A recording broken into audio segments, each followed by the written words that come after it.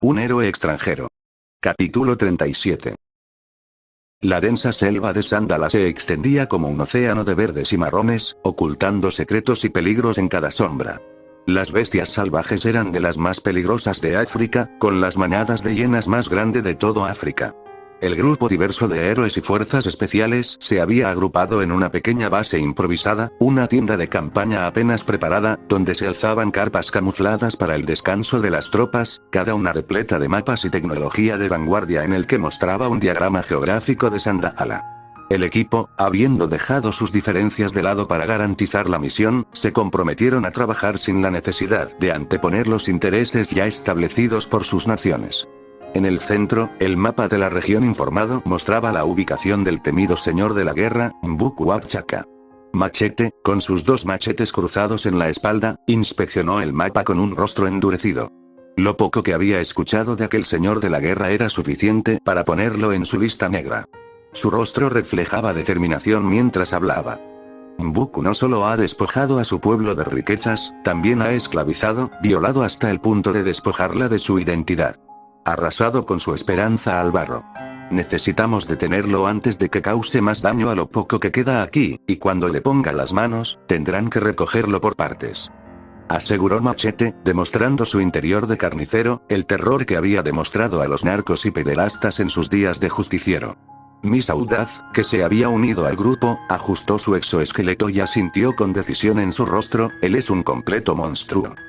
De hecho, hay rumores de que ha hecho tratos con fuerzas oscuras.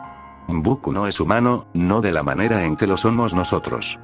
Un hombre se acercó a ellos, el contacto con el que se reunirían para desplazarse por la región hasta encontrar a Mbuku. Era el líder de la guerrilla más poderosa y resistente de Sandala, Quito. Imix, envuelto en su capa oscura, se adhirió a la conversación, interesado por las palabras del líder de rebelde, quien continuó explicando. Se dice que vendió su alma y a su pueblo a una bruja en Siberia. Mbuku siempre estuvo obsesionado con el poder de los extraordinarios, los elegidos por el ancestro primordial. A cambio, recibió potentes pociones que lo hicieron más fuerte que 10 hombres, más rápido que las hienas, invulnerable a las armas mortales y ojos tan agudos como las águilas. Es un loco obsesionado con el poder que busca convertirse en un superhombre, en un elegido por el ancestro primordial a cualquier costo. Y lo ha logrado, por lo que parece. Agregó el ninja mexicano, su mirada despreocupada contrastando con la gravedad de la situación. Su voz era suave, pero la inteligencia superior brillaba en sus ojos cubiertos por su máscara. Su poder es antinatural. Su ambición no tiene límites, y su deseo de controlar todo lo que le rodea lo ha llevado a esclavizar a su propio pueblo. Quito aseguró, mientras apretaba sus puños con fuerza. El sudor de su cuerpo a causa del calor sofocante contrastaba con su frustración.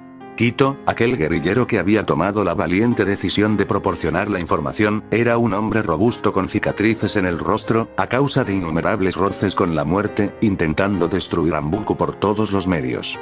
No hacía falta mencionar que todos sus esfuerzos eran en vano, pues además de cruel, aquel señor de la guerra también era un excelente guerrero, que demostró acabar en solo una noche con la vida de 2000 soldados kenianos en una muestra de su fuerza.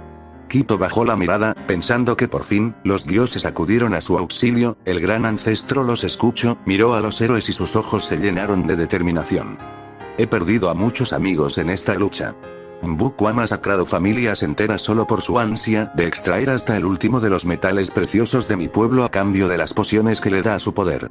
Pero ahora, que estamos a poco tiempo de ser libres, quiero ayudarles en todo lo que esté a mi alcance para acabar con Mbuku. Mi pueblo merece ser libre, merece descansar. Merece gozar de la paz que les arrebataron. Los héroes intercambiaron miradas de comprensión y resolución. La traición y la desesperanza habían calado hondo en el corazón de Quito, y su deseo de liberarse del yugo de Mbuku resonaba en ellos. Estamos aquí para ayudarte, Quito, dijo Coronel de Plata, su voz firme y decidida. Su cuerpo brillaba con poder a causa de la armadura que pilotaba, listo para desatar el infierno en el señor de la guerra. Vamos a derribar a Mbuku y liberar a tu pueblo. Nadie más debería sufrir. Quito asintió, su esperanza renovada. He oído que Mbuku se encuentra en la capital. El pueblo está en las calles, está intimidado lo suficiente como para que se refugie en la casa presidencial. Su guardaespaldas está compuesto por sus hombres de confianza y mercenarios bien entrenados del extranjero, pero también hay rumores de que tiene un nuevo tipo de soldado, uno creado con la magia de esa bruja. Apareció hace unas cuantas horas, aplastando algunas revueltas en algunos distritos de la capital. Mientras discutían la ubicación y el plan, de repente, un disparo resonó en la selva. La incredulidad y la sorpresa de los héroes fue palpable, cuando de la nada, uno de los hombres de Quito apretó el gatillo contra su líder. El cuerpo de Quito cayó al suelo, una expresión de sorpresa y dolor en su rostro. La traición estaba en el aire, su posición se vio comprometida desde el principio. Aquel guerrillero, quien aparentemente era la mano derecha de Quito, apuntó a la cabeza de su líder. Pero una estrella ninja pasó a través de su empuñadura, cortando limpiamente la mano del traidor. ¿Por qué?, gritó Ninja Mexicano, dando un paso adelante en un parpadeo. Su ki se elevó a su máximo potencial, mientras su cuerpo se tensaba para desatar una masacre sin pensar, lanzó un kunai que atravesó sin resistencia la cabeza del traidor, matándolo al instante. «Estamos bajo ataque», gritó uno de los soldados guerrilleros, mientras el campamento estallaba en caos. Todos estuvieron a merced de una emboscada. Una oleada de mercenarios desconocidos, apoyados por los hombres de Mbuku, se abalanzó sobre ellos, utilizando armas tácticas de última generación. La situación se volvió despiadada, cuando arremetieron contra los héroes mexicanos como el objetivo más débil del grupo. Ellos no eran a prueba de balas. De inmediato tomaron cobertura, Miss Audaz lanzándose al suelo entre unas rocas, Puño de Hierro se refugió en un árbol, mientras Ninja Mexicano saltaba hacia sus ramas e Imix usaba su capa como un escudo efectivo. Machete desenfundó sus machetes, sus movimientos rápidos y precisos. A las armas. Protéjanse. Los mercenarios, avanzando con precisión, avanzaron y dispararon sin piedad, mientras que otros, quienes actuaron diferentes, dejaron sus armas de lado para lanzarse en saltos extraordinarios contra algunos de los guerrilleros. Aquellos mercenarios alterados tomaron a los guerrilleros y retorcieron sus cuellos con una brutalidad siniestra. No fue difícil darse cuenta de que entre los mercenarios habían superhumanos, quienes empezaron a masacrar a los rebeldes sin compasión. Maldición. Imix, a pesar de estar bajo una lluvia de plomo, se puso manos a la obra. Disparó un gancho hacia el tronco de un tronco a su derecha, desplazándose con una velocidad espantosa. Mientras avanzaba, tomó un montón de canicas especiales y las arrojó a los mercenarios. Estas canicas estallaron en una explosión de humo que se esparció en segundos. Imix se sujetó del tronco del gran árbol, mientras Ninja Mexicano caía a su lado, sacándose sus bolsillos secretos múltiples aguijones de asesinato. Los lanzó contra los mercenarios, matando de inmediato a los primeros en la fila. Sin desaprovechar la oportunidad, el gancho de Imix se clavó en otro mercenario y lo arrastró hacia él, mientras saltaba contra un mercenario alterado y caía en su espalda, haciéndolo caer de cara contra el suelo. Colocó una microbomba y se lanzó hacia adelante, lanzando una estrella ninja contra otro mejorado, clavándolo en su ojo. Ambos exploraron en un montón de viseras. Puño de Hierro apretó los puños, sus guanteletes destellando en energía, dio un grito de furia y golpeó el tronco con tanta fuerza que la base del árbol estalló, cayendo contra una parte de los mercenarios. Una bala le impactó en el hombro derecho, pero el blindaje no le atravesó, aunque sintió el impacto que lo hizo arrodillarse. Algunos mercenarios trataron de dispararle a quemarropa, pero una onda de choque los golpeó con tanta fuerza que sus órganos reventaron, mientras volaban como muñecos de trapo. Puño de Hierro observó al ser plateado y le asintió en agradecimiento, mientras sus puños destellaban y corría hacia los atacantes. El coronel de plata utilizó su exoesqueleto para activar la armadura plateada, sus músculos se tensaron al instante. «Cubran a Quito. Debemos sacarlo de aquí». Las palabras de Coronel de Plata fueron captadas por Miss Audaz, quien se arrastró hacia Quito, quien apenas resistiendo fue tratado de inmediato. «Resiste, voy a sacarte de aquí». Ella le gritó, mientras sacaba de su bolso una solución médica que aplicó en el costado del guerrillero. En cuanto terminó la aplicación, lo tomó en sus hombros y contactó con la nave, para que rescatara al objetivo que tenía entre manos. Ella, con su gran exoesqueleto, dio un salto que la hizo saltar hacia una de las grandes ramas. Pero no permaneció mucho tiempo, y saltó hacia adelante en línea recta, alcanzando una reacción de 600 millas por hora. Tuvo que cubrir al herido Quito mientras evitaba la mano de uno de los mercenarios mejorados, que casi los atrapaba con su supervelocidad. pero aquel mejorado había sido rebañado por los cortes de Machete, quien ahora con un exoesqueleto para maximizar su supervivencia, desató la desgracia que representaba para sus enemigos. Cuando tocó suelo, avanzó en una ráfaga de velocidad, mientras lanzaba un corte amplio que partió a la mitad a los mercenarios. Uno de los mejorados trató de aplastarlo, pero su brazo fue separado de su hombro por un corte limpio de Machete, quien dio otro corte al cuello, separando su cabeza. Coronel de Plata, generando una esfera de plasma de sus manos, la expulsó de ella al realizar un aplauso que comprimió la energía. Como resultado, un rayo intenso cortó hacia sus enemigos como si se tratara de pasto, en el que solo dejó una línea delgada por su lado, partiendo todo a su paso sin resistencia. Fue entonces cuando uno de los mercenarios alterados sacó lo que parecía ser alguna especie de superarma que puso en alerta a los héroes. Pero el cuerpo del alterado, junto con el arma, implosionó de manera instantánea. La sorpresa no duró mucho cuando Nova, apareciendo, estaba cruzado de brazos, levitando al lado del coronel de Plata, quien aún cortaba a sus enemigos con su rayo de mano incandescente. No pensé que ustedes fueran tan buenos. No puedo evitar admirarlos. Nova asintió, sorprendido por la gran destreza y organización del equipo de la Asociación de Héroes. Bárbara, quien parecía inmune a los impactos de los disparos, solo tomó el tronco que Puño de Hierro había derribado y lo había tomado con sus manos sin sentir resistencia. Barrió a los enemigos sin esfuerzo, mientras la antorcha solo permanecía sin hacer nada.